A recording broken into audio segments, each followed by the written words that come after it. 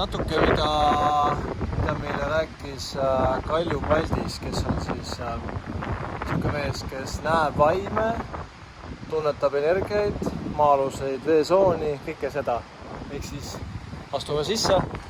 Tema küll läks saarelt ära, aga ma natukene räägin, et mis ta siis nägi või tundis.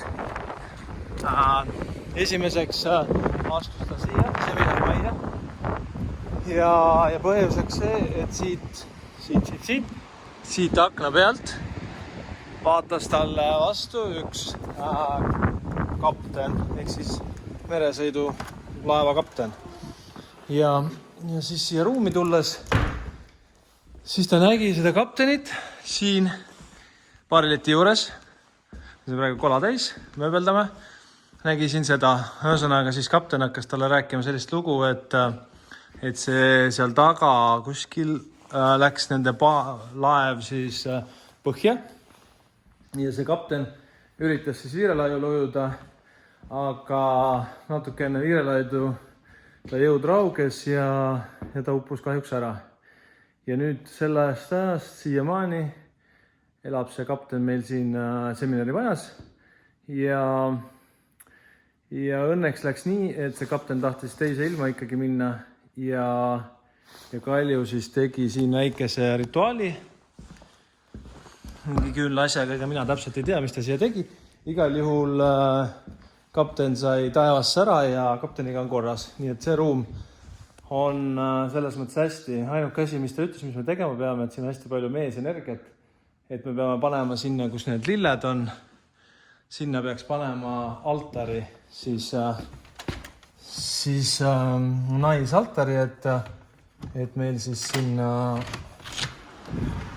nii-öelda tasakaalustaks seda energiat.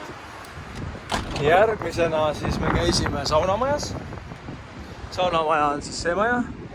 Ehk siis saunamajas siis tema ühtegi kummitust vaimu ei kohanud. Ai, pekki, üks ikka oli.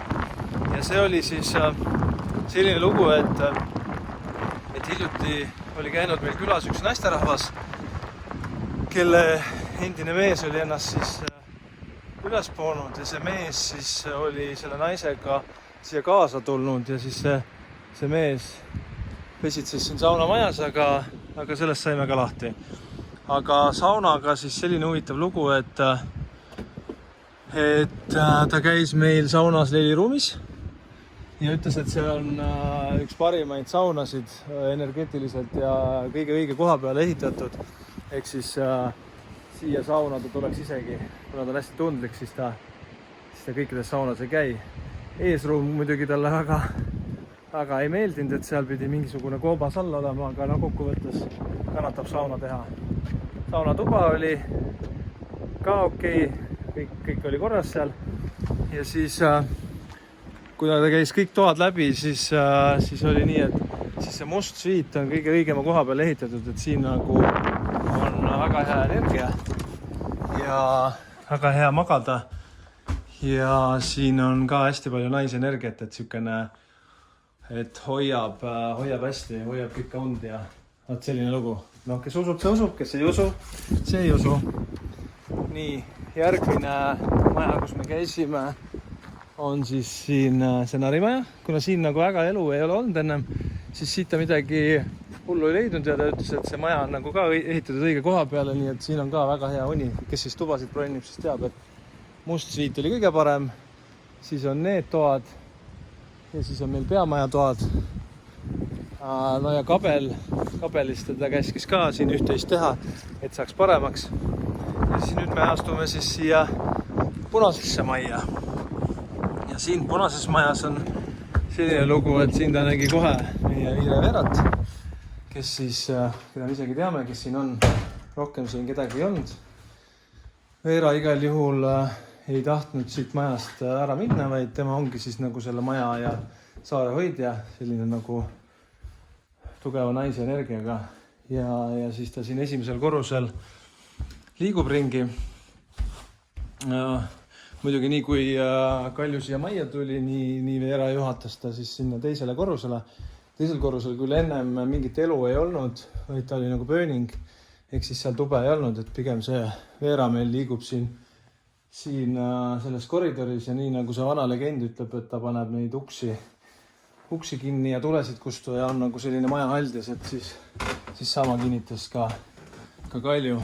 Aga mida Kalju nagu rääkis veel, et nii kui ta siia majja tuli, nii see Veera tahtis talle näidata siis seda tuba, kus siis selle Veera tütar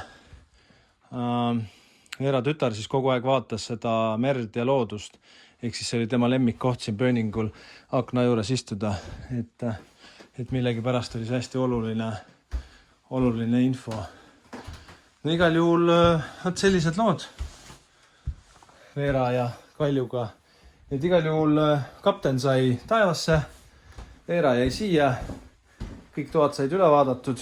Nüüd peame ainult panema altari siis sinna seminarimajja ja ongi korras. Igal juhul tõotasid väga hea energia ja auraga koht, et siin on nagu selline meditatiivne või selline nagu